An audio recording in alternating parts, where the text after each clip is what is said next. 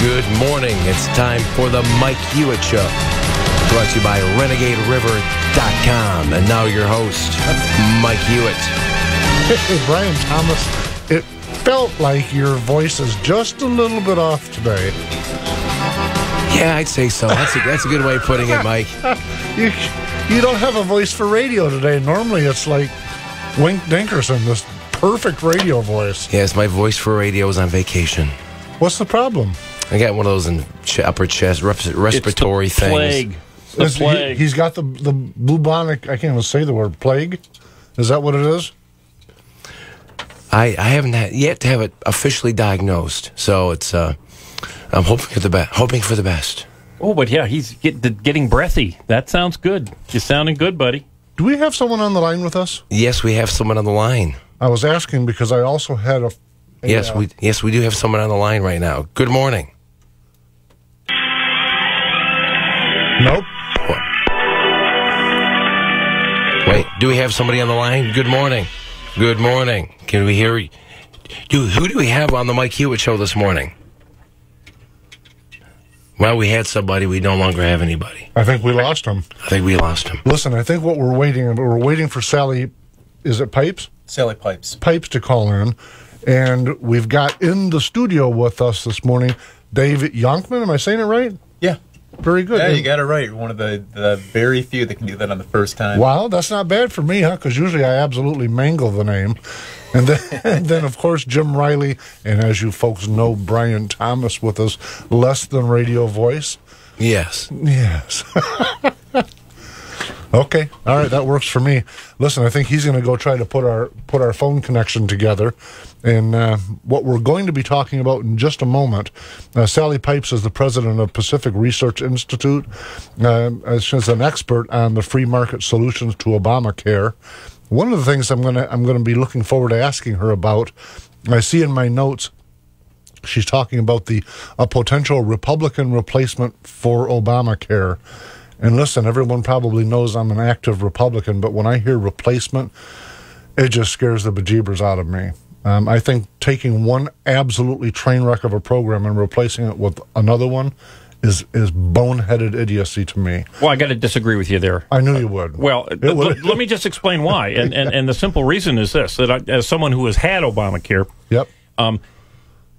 Almost everyone who's on Obamacare today, 90% plus likely are getting subsidies. I don't want to pay it. Well, I understand that, but you're not going to be able to politically take all of those people and take away their subsidies, because what's happened is that because of the interruption, because of the Is this Jim Obamacare... Riley or Karl Marx talking? No. Let me just tell you this. We have to understand that politics exists.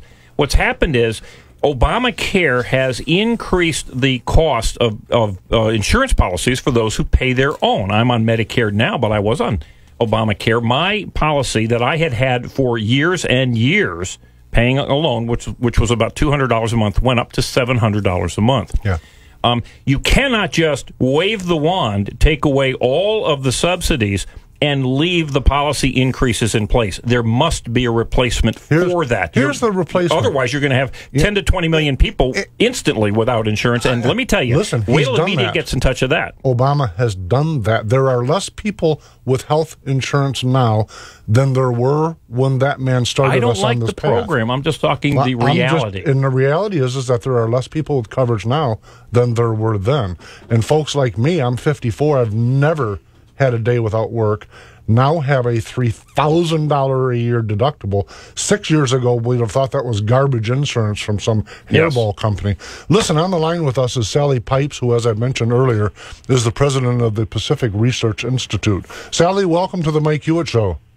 Well, thank you for having me on. Hey, while we were trying to make the telephone connection, Jim Riley and I got into a debate, evidently about Marxism. I don't know if you picked up on it, but I'm as opposed to Obamacare as you could possibly get, and probably equally opposed to anything the Republicans could cook up to replace it with. What say you? Well, I'm opposed to it, too. I mean, I've been writing since, 2008, 2009, on why we didn't need a program like this, but the president, got it through on March 23rd, 2010. It's 5.5 years old. I'm very much opposed to it. I grew up in Canada under single-payer health care where, the waits on average from seeing a primary care doctor to treatment by a specialist are 18.3 weeks. I see Obamacare as moving more and more towards a single-payer system, which is what he actually wanted. That was the purpose and design of it. Right, exactly. Right. So, the program is not working. One of the problems is that people don't need to see the doctor every day like they need their Starbucks every day. And so, people, the number of people signed up on the exchange was down in June to 9.9 million, of which 7.2 million of them are 7.9 million of them are people who are on the exchanges, the healthcare.gov, and the other on the state exchanges, such as Covered California. But the number is down because, as you were saying a minute ago, premiums are up, deductibles are way up, and people that signed up for coverage on the exchange, many of them either couldn't prove that they were American citizens or had citizenship, and the other people decided that, they signed up, but they didn't pay the first month's premium. So Obamacare is a disaster. They've had most of the about 12 million people have signed up for Medicaid, the program for low-income Americans, which has reduced the number of uninsured. But as we're seeing in the stats, the people who are on Medicaid are now having a hard time finding doctors because doctors don't want to take them because of low reimbursement. And so emergency room use is up. There are a number of program replacement plans out there from the Republicans. Unfortunately, they don't seem to be able to, either the candidates or the people in Congress, to get together and come up with one plan that they can rally around and educate the American public on why a plan that empowers doctors and patients and not the federal government. Sally, let me interject a thought, and you can tell me whether I'm off in the weeds or on the right path. When I look at this, let me give you an example, a personal one, by the way. 6 days at the U of M hospital in Michigan, it was almost $100,000 for my 6-day stay. Recently, I went to a local cardiologist. He was physically in the room with me way less than 5 minutes, and I walked away with absolutely no information whatsoever and a $360-some combined bill. I asked both, and by the way, as I mentioned to you, I'm a grassroots Republican, go way back to teenage years. I asked both Republicans and Democrats, what in the world are you thinking, trying to figure out a way to pay for something that's insane to start with? Think of what you can do with $100,000. Think of the nice places. You could go on a massive world tour and have a lot of change left over if you took all your family with you, included extended. $100,000 for 6 days. And rather than us saying, enough, we are not going to pay that, we're all wringing our hands saying, what's the best way to pay for it? It's insane. It's what I keep using as an example on the show. You go to the Ford garage. How much is the Focus? It's $5 million. $5 million for a Ford Focus? What do you care? You're not paying for it. We have got to get back to free markets. Am I wrong? No, you're absolutely right. I mean, what are the two industries in this country, the two sectors that are the most, in the most dire straits? One is healthcare. The other is K-12 education. Both highly dominated by government policy. And so, we don't put the doctor and patient in charge of healthcare. We have, for the most part, third-party payers, whether it's the federal government, the state government, or an insurance company. So there's no transparency. There isn't, Sally, but there is. And let me just counterbalance that for a minute. The two most prominent issues in our world, at least in terms of what domestic government has control of, is education and healthcare. And since 1980, both of them have increased just shy of 1,000%. That's insane. Wages have doubled. Right. Health and education up almost 1,000%. And here we are going, wonder how we're going to pay for it. We need to say stop it. We're not going to do it. The only way to do that, to me, isn't government. It's people in non-life-threatening non-life-threatening medical needs shopping for their process, for their best price, best service. So call 3 doctors. Right. I'm shopping. Are you going to give me a good deal, and what am I going to get for my money? How much will it cost? Nowadays, if you call in and ask what did I get for this bill, we don't know. You need to talk to the billing. They have no idea. No, and listen, I'm insulted by that. That the train is so far off the tracks that nobody knows worse. Nobody, and when I say nobody, I'm talking about the electorate, by the way. We the people. Nobody knows, and nobody seems to care that we don't know. Oh, the insurance is supposed to take care of that. The government's going to take care of that. Somebody's going to take care of it other than me because I'm not responsible for my own health care? Serious? Right. Well, I mean, when you call up, when you call your bank, when you call your phone company, when you go to a hotel, you know, when you ask for the price, you know what it is. And the president, Obama, promised the American people that there would be transparency. There's less transparency now under Obamacare than there was before. And because of Obamacare, 49% of new graduating specialists are joining hospitals. They're not going into private practice or small group practice. So we're getting more consolidation in the hospital industry. Now we've seen Anthem is purchasing Cigna. Aetna is purchasing Humana. Centene just bought U.S. HealthNet. So, we're seeing more consolidation in the insurance industry, which is going to mean less transparency, less competition, and even higher premiums. And so Sally, we have to get back to, like, for example, health savings accounts. That is a way to put people in charge of their health care and be responsible. Absolutely, you and I are thoroughly in agreement with that. When you refer to President Obama, to me, he's a Marxist. I don't mean to be shrill when I say it. I sit down with the Communist Manifesto. I go through the 10 planks. I check off each one that he supports, and when I get done, he's 100% Marxist. He'll tell a lie when the truth sounds better. And he wanted to advance government insurance, and this is the path to it. All of that's, to me, I get it. I understand. I know the folks that voted for him wanted for something for free. To Jim Riley's early point, once you give it to them, how do you take it back? My dad used to say, if you give someone $5 every week for absolutely no reason, and suddenly you miss a week, you're going to be all kinds of filthy names. And I guess that's where we're at politically, except for somebody. And I'm not a Trump fan, by the way, but the reason this guy is liked by so many people is because he can just say something without being encumbered by the political correctness in Washington, D.C.'s hallways. Well, I think you're absolutely right. I mean, the American people are fed up with Washington. Back in 2010, when the Tea Party movement was so powerful, the Republicans did very well because the Tea Party movement really got people riled up, and they wanted a change in Washington.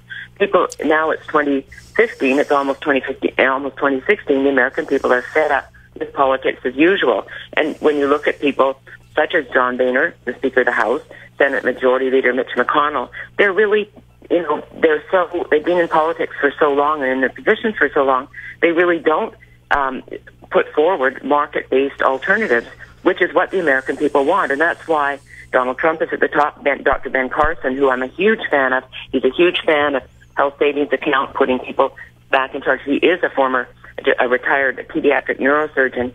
These two people are rising in the polls because the American people are fed up with politics as usual. And so the debate tonight on CNN at the Reagan Library in Simi Valley is going to be interesting to see if any of the mainstream candidates, can come up and say, these are solutions that the American people want. It's not more government, it's less government. Sally, let me ask you a question.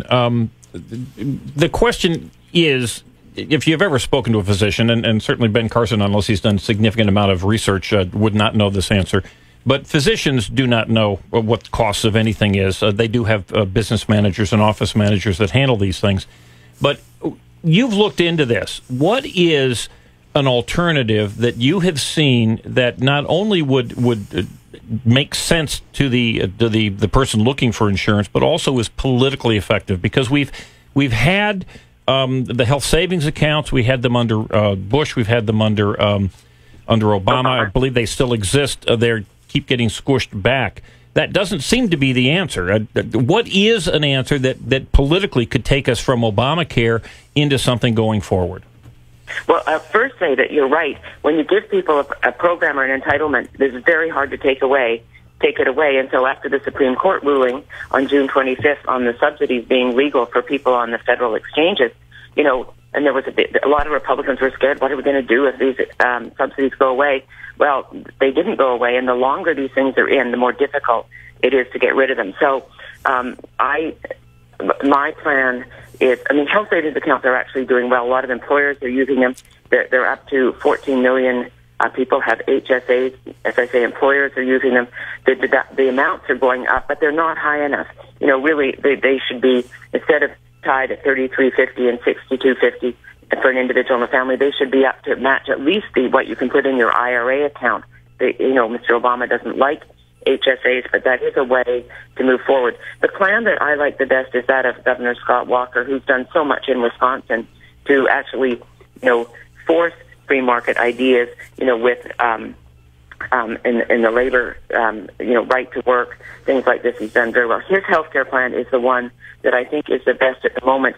It is, getting rid of the employer tax benefit, because people who have employer-based coverage get it tax-free, even though their salaries are lower. But people who have to go into the individual market have to buy their health insurance with after-tax dollars. So that needs to be straightened out. The federal government got us into this mess during World War II when they gave employers that benefit.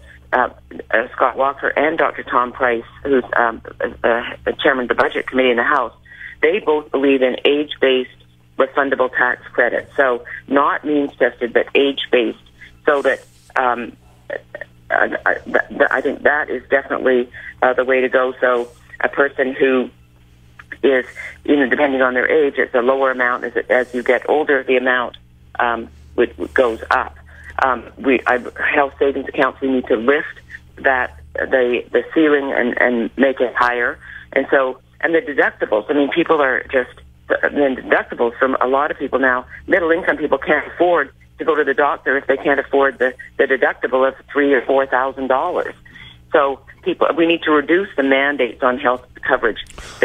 Mandates, of which there are, over 2,000 in this country, plus mandates under Obamacare, under the Essential Benefit Plan, they increase the cost of coverage by 20 to 50%. Let's get rid of the mandates. If I want a plan that covers alcohol rehabilitation, I should buy it, but you shouldn't have to subsidize me. So that is another very good idea. People should be able to buy coverage across state lines. If insurance in Michigan is much more expensive than it is in Iowa, but you can get the kind of plan you want in Iowa, you should be able to do that. The insurance companies don't like that. But we need medical malpractice reform. The cost of defensive medicine in this country is $210 billion a year because doctors are afraid of being sued.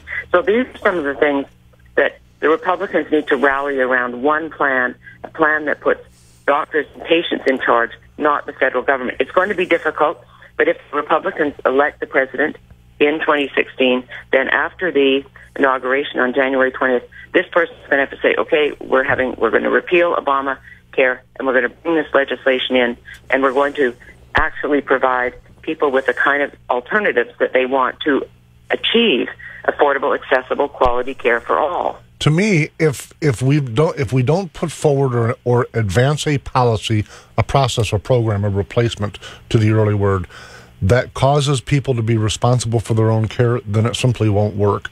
And you mentioned Canada earlier. I had one of my aunts moved to Canada in the 1950s, and now she's in her 80s, and whenever she has anything that's life-threatening, guess where she comes? I can't imagine, but over the bridge and back to Michigan. Betcha. She says it's great if you have the flu, but if you got a serious problem, you need to go to America. And, right. And that's changing. We're watching that change, because right now, I mentioned to you I'm a cardiac patient. In 54 years, I've never been financially afraid to go to the doctor in my 54 years until this year.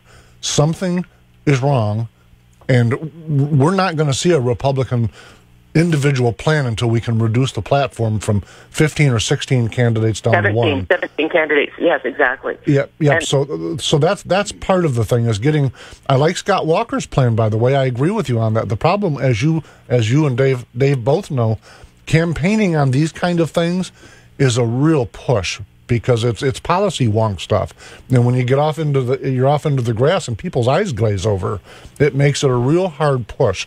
which is, again, one of the reasons that Trump is successful, because he's able to come out there and say 2 sentences of nonsense and say it with bravado, and everyone claps. Right, including his statement that, he has supported single-payer system. The Canadian system is great. The Scottish system is even greater. He has no clue about the details of the Scottish plan or the Canadian plan and what it means. I think when he said that, and I'm not defending him, I'm just wanting to explore for just a brief minute, because we're almost out of time, but just for a brief minute, when he said those words, he was and still is, an employer of tens of thousands of people, and if he could shift the burden from his corporate interests for insurance payments to the governments, he's going to do it. Now, I don't know what hat he'd wear as president, but and frankly, I've read some of the stuff you've written, there is a lot of employers right now that would love to shift the burden of their health care to the government. So I don't think he's alone with that. That's human nature, selfish interests. To say, holy moly, our largest individual bill in a mid-sized company is health care, and you're telling me we can get the Obama to say yes? Well, yeah. There's a lot of people nodding up and down. Yeah, I don't even know if he knows, but his companies are probably self-insured under the ERISA law anyway. But it's a huge issue, and you're right. Healthcare is complicated. I say it's similar to unraveling an onion, many layers and many tearful moments, and so people don't like to talk about it. We've certainly seen in the employer-based market, their premiums are up. They're subject to. A lot of companies are now getting rid of their part-time employees. They're bringing them down below 30 hours a week, so they're not subject to Obamacare. So there is a lot of movement in the market. But, we don't want to be moving more and more to a government program, which is how I see it. The inertia is pushing us hard. Sally, we're out of time. Tell folks how they can follow you and find you with the work you're doing. Oh, thank you. Our website is www.pacificresearch.org, and you can go on our website and look up all of my healthcare things and all the other things that we do in education and the environment and tax policy. Listen, you got a bio floating around. I read. If a person wanted to know more about you, just Google Sally Pipes, and you've been very, very hardworking. We appreciate what you're doing. Well, thank you so much, and good luck with your show. Very good. Thank you. You have a great day. And by the way, you're out on California, aren't you, right now? Yes. It's very early in the morning out there. Thank you for doing this. Oh, no, I always get up early, so it's fine. All right, good Thanks for you. So much. Have a great day, Sally. You too. Bye. Folks, we'll be right back with Dave Youngman. And now, back to the Mike Hewitt Show, brought to you by RenegadeRiver.com and your host, Mike Hewitt. Wow, that was extremely good, Brian. You've been saving up for that one. The voice was perfect. It's like you're back. Well, you do. You got the dulcet. I guess I have to let charge up after this talking interval, talking little spurts, and then charge it up. Got to charge it up. That's rotten of me to. That's rotten of me to make you talk more because I know what's happening. Listen, folks, we've got in the studio with us Dave Youngman, who is the former press secretary for Michigan's 2nd Congressional District. That would have been Pete Hoekstra, is that right? Correct. Good. Welcome to the show. All right, thanks so much for having me. It's great to finally meet you in studio. Oh, yeah, in person. You were in that chair for 8 years, weren't you? Yeah, and then it was a long time. Then you worked for Congressman Rogers? Yeah, the incoming chairman of House Intel, and did that for 2 years before I did a stint as the Washington correspondent for Newsmax Media, and have been working in the private sector on my own firm since then. Now you're the president of Dave Youngman Strategy, and folks, I've got a DY Strategies coffee cup now. Very nice, thank you. No, not a problem. Listen, as I understand it, it is a public relations political consulting firm. Correct. Do you know I have a little dinky political consulting firm also. I do local and state level candidates. Sounds like we're very much in competition. Yep. Not if you're sitting in D.C. You're in a different universe. That's barely America anymore. Yeah, you got that right. It's a very, very strange place down there. Listen, some of the things that kind of caught my eye. You do reputation management and crisis communications, and so I'm picturing when I read those words, all of the various elected officials that have done something outrageously stupid, and then they try to figure out a way to put the best face on it in front of the microphones. And I'm wondering, are you one of the fellows, or is that in your wheelhouse to help them carve a message that makes sense after something stupid? Oh, very much so. Fortunately, I don't have many of those folks as clients, if at all. But no, a lot of what I do is as far as reputation management, is that we'll have clients that will get themselves in a little bit of trouble, and the problem is being that let's take, for example, a client I had who was doing some business overseas in Eastern Europe.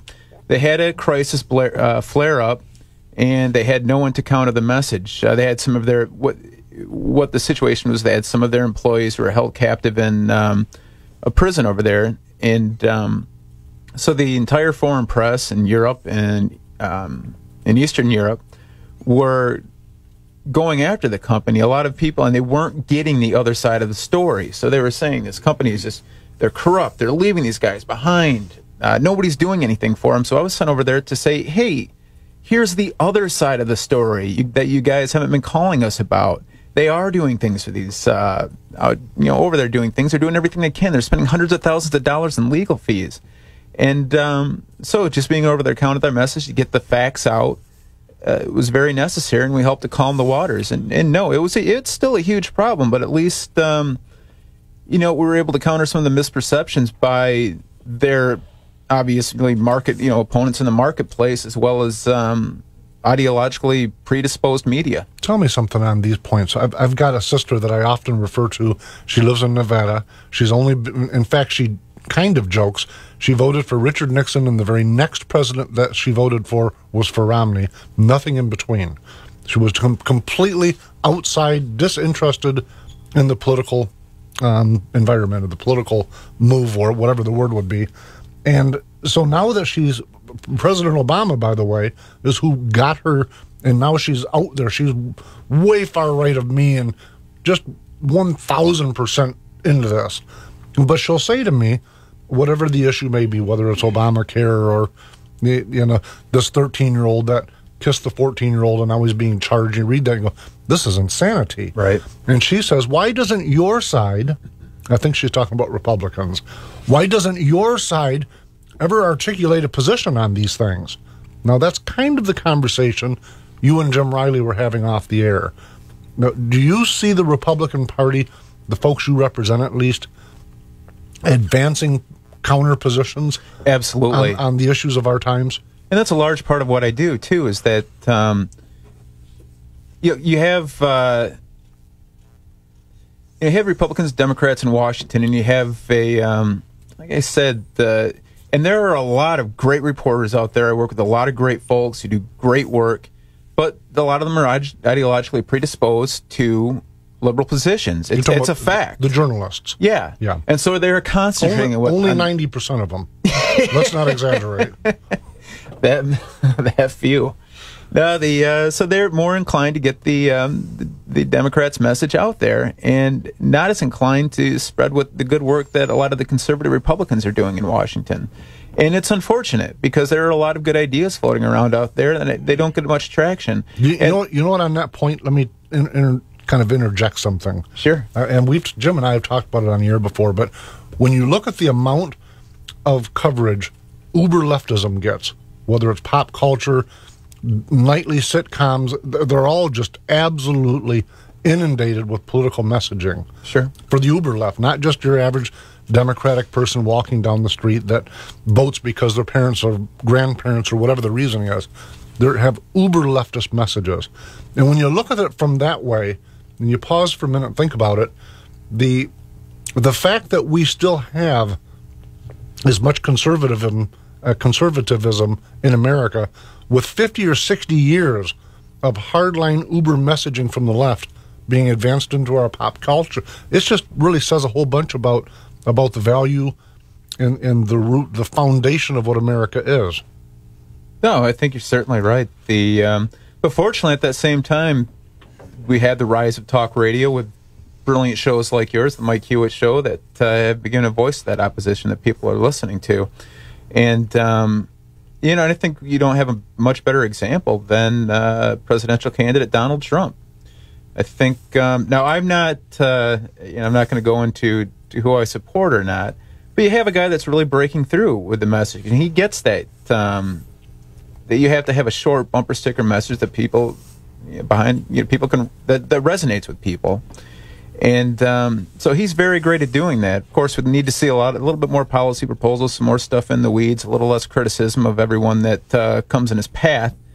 But no, that's exactly what the country needs, and that's exactly why he's number one in just about every single poll in the country right now. You know what surprises? I was watching some talking heads on television, and they're aghast at the concept that he has such a huge support from female Republicans, right? Because they all think he's this Neanderthal brain chauvinistic. Yeah. And I get a kick. I put on Facebook last night, I believe Trump's current front-runner status represents people who have simply had enough of political correctness, enough of remaining silent or pretending that they support things that they don't solely so they don't get bashed. I think they love that he can say darned near anything, even when he shouldn't. Well, let me just jump on this, because I think this is kind of important. Even when he shouldn't, Yep. As opposed to, with someone else telling you what you can or cannot say. Yep. I just read a poll this morning online. It's probably released within the last few days.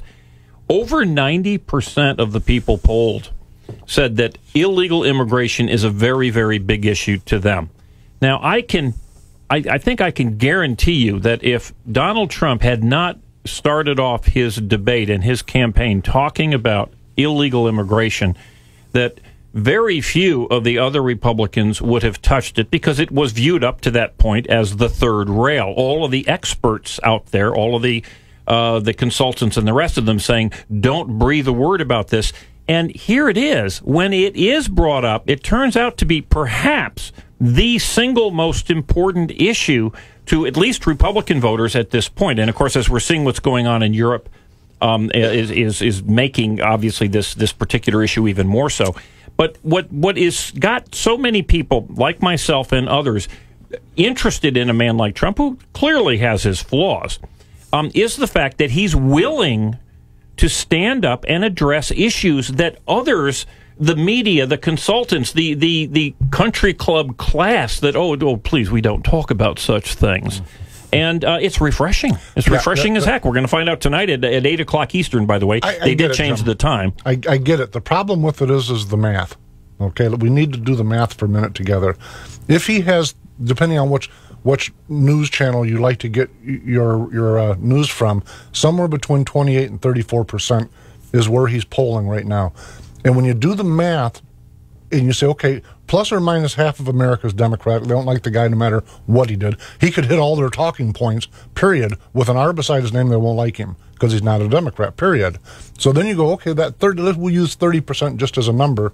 You've got, how many candidates do we have in the Republican primary? 16 or 17? 16 or 17, just had Rick Perry drop out. And so somewhere in the high teens. Right. And then you think, okay, the guy's got 30%. That excludes half of America, which are Democratic, and it excludes most of the Republican primary voters.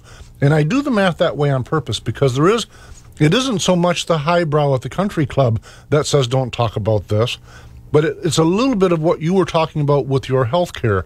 Back, I don't remember, maybe we were even off the air, I don't remember, but you were talking about how you can't take something away once you've given it. Once politically, it's out there. it's very tough. Wait a second. Just wait a second. Here's the problem.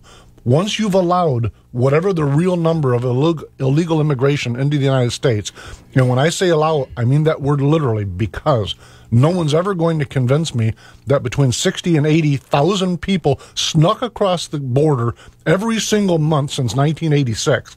And that's what it takes to get to the numbers that even the Uber left admit to in terms of illegal population in America. You're never going to get those people gone. So both parties are looking 10, 15 years down the road going, who's going to vote for us? You've got enough people in America right now that are illegal, like it or not, that will, with or without Trump, that will at some point become citizens.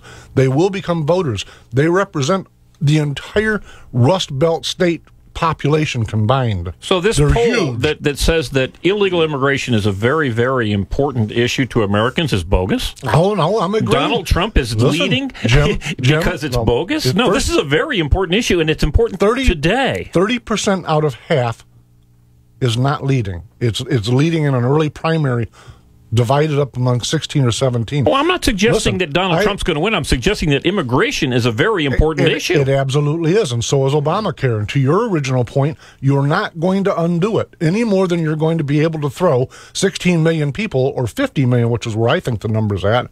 Doesn't matter. You're not going to be able to get them all loaded up on a bus and send them home, as the rhetoric goes. I don't know whose rhetoric is suggesting that. The suggestion is that we stop them from coming in going forward. He said he wants to send them home. That may be. And have them come back legally. Listen, I'm not for or against him. I'm saying that's a math impossibility. It's not possible. So you're going to run on that? That's what Scott Walker did last week. Scott Walker said, when asked about immigration, he said, well, this is a complex issue. We need to have a comprehensive reform. He lost half of his poll numbers in that one comment. It's what you said earlier when you were afraid of losing your subsidized insurance that I don't want to pay for. Actually, I have Medicare. I've used up my Medicare probably in the first year that I had it. No, it's almost impossible when you're giving somebody something free. Right. It's not impossible to build a wall, to at least get support for it, to protect us from more people coming over our borders. That would be a great start, and I think that's what everyone's clamoring for. Yeah. But few, like Scott Walker, and few, like Jeb Bush, are actually saying that's what they'll do. And that's the point.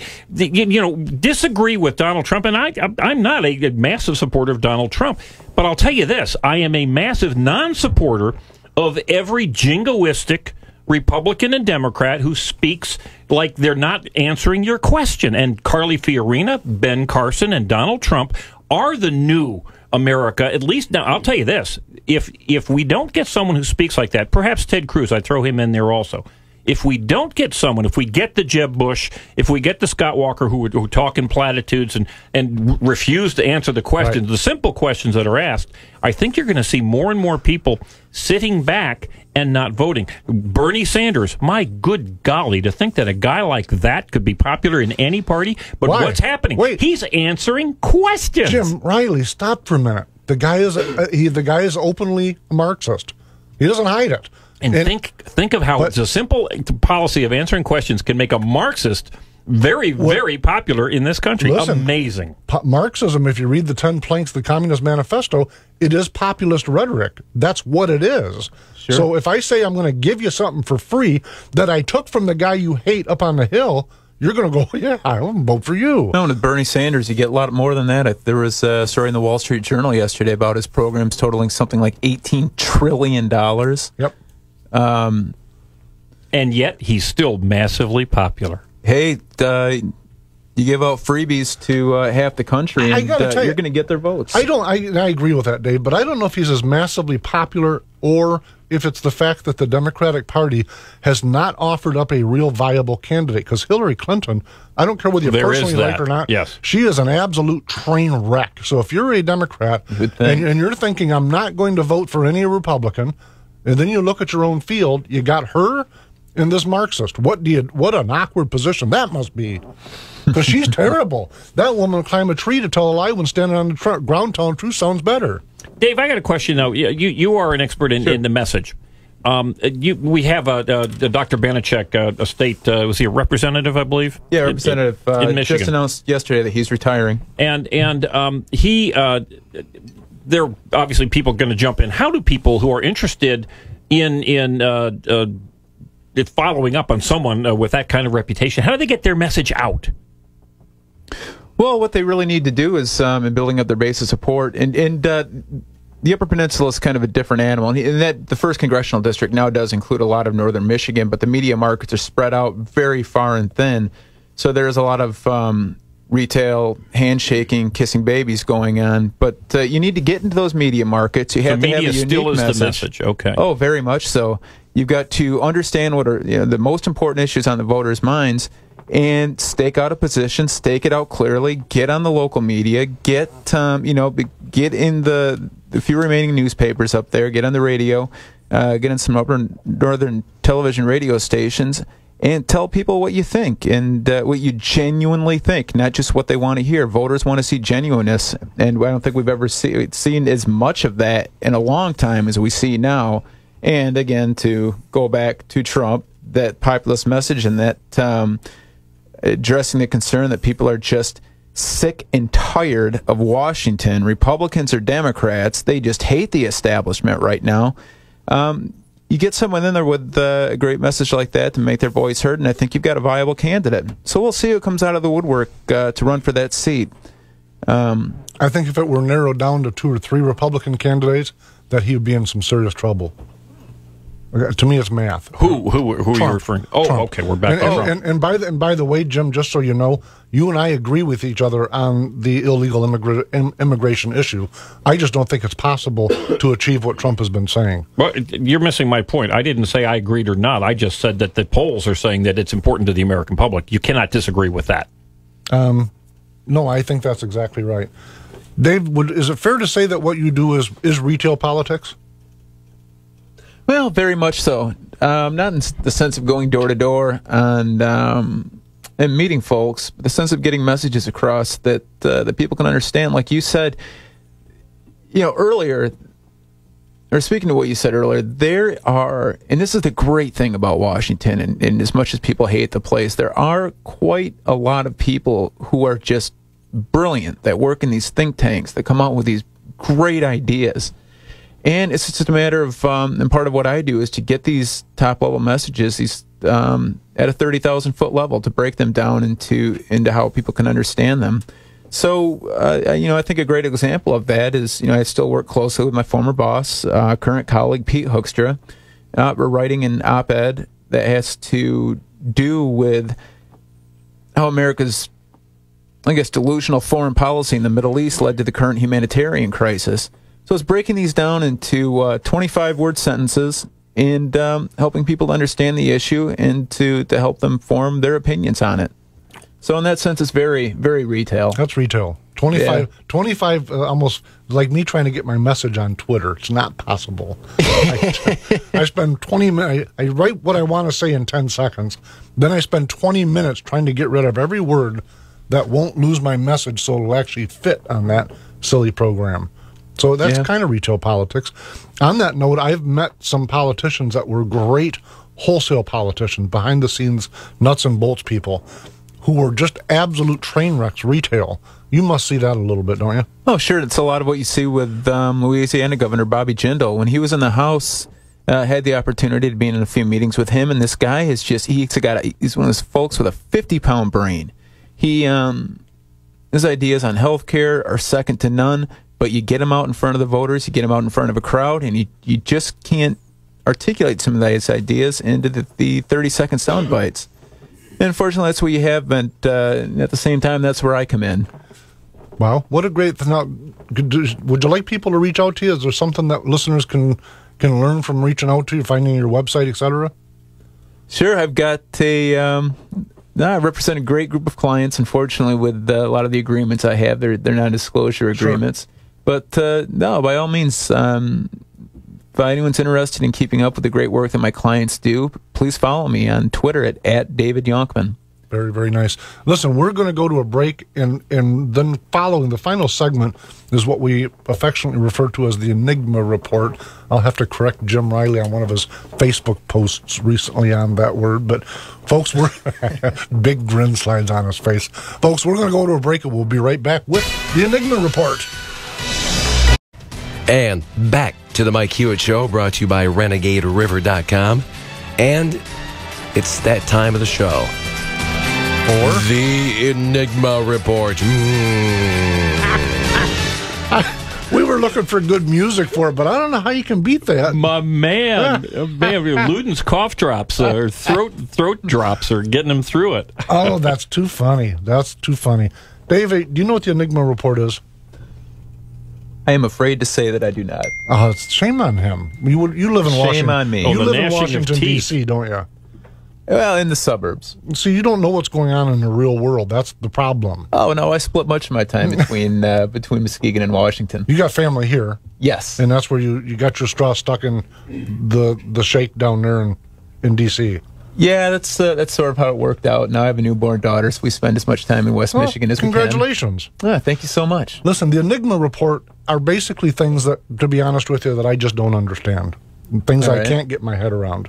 And usually I'll come with 2 or 3 lists and Jim and I will sometimes debate them and sometimes nod up and down and agree, depends on the enigma. Sometimes, by the way, he takes away all the mist and whatever the topic is becomes clear. But I might add that most of the time, actually. I was just going to say that rarely happens. 3 years of Showtime, I think that happened once or twice. Here's my first one. Most folks, I think of colleges, universities, as being a wee bit on the liberal side. Is that a true statement? Oh, that's very true. Understatement, you bet. Understatement, yeah. Great way to put it. A friend of the show is an adjunct professor at a local university, a couple of them. And he's walking to his class the other day, early in the morning, and written on the sidewalks, the first message is equal rights for preborn people. The second one is I love babies, unborn babies. Okay. Abortion. The Supreme Court also legalized slavery. Okay. Social justice begins in the womb. The sidewalk had chalk messages written on it, all the way down, one after another. They were there for a couple days. And where is this? Can you say which campus? It's in West Michigan. I'm not going to say beyond that. Okay. That doesn't equate with the image and the touch that schools would like to even present themselves as. Sure. That's an enigma to me. How did this happen? And nobody found themselves with their heads being chopped off. And no news, by the way. No news.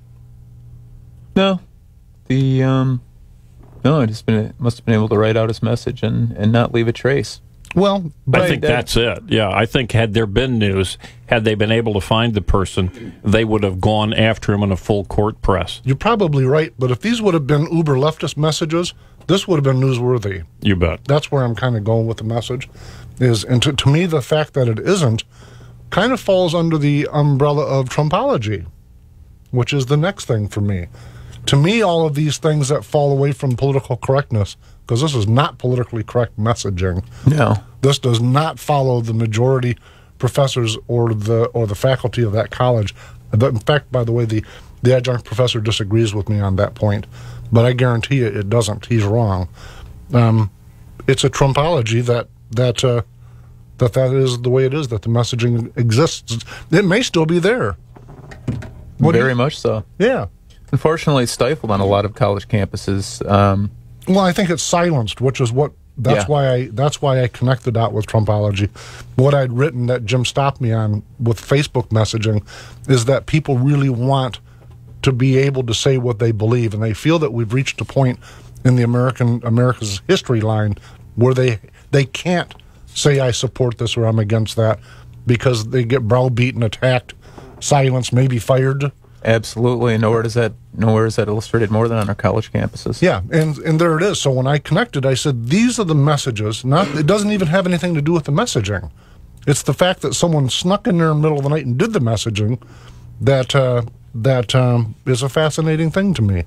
So, listen, on the other topic, and before I run out of time, and I touched on it earlier when we were talking with Sally, to me it's truly an enigma. And because you're here, Dave, I wanted to come back to it in part of the Enigma report. Maybe you can help me with messaging to myself to understand this, because I don't. I mean that sincerely. I touched on with Sally that in my 6-day University of Michigan stay, my bill was $100,000, just shy of it. Right. I genuinely don't have a clue what the American electorate, what citizens are thinking to wring their hands to figure out how to pay for that, knowing that the average cotton ball for an overnight stay is over $6, a single cotton ball. The average Motrin tablet for an overnight stay is $9. What are we thinking trying to find out a way to pay for that? That's an enigma to me. No, it's actually not an enigma to me, because the major problems with our healthcare system, both before Obamacare, currently during Obamacare, is that consumers don't know the true cost of healthcare because they get their employer from so many other sources. Before it was employers, now it's the government. Now it's the government. It's still but themselves, by the way. If it were their employers, it's their wages. If it were the government, it's their taxes. Yeah. So no matter whether they want to pay attention or not, the enigma remains. they're the ones paying it. Yeah, and people It's should not know. free. And that those costs should appear on their wages, how much is being taken out for taxes, how much is going for health care with Medicare taxes and things like that. It's an amazing thing. Dave Yonkman, thanks for being with us. Jim Riley, I appreciate you. Countryside Greenhouse of Allendale, Michigan's premier gardening destination.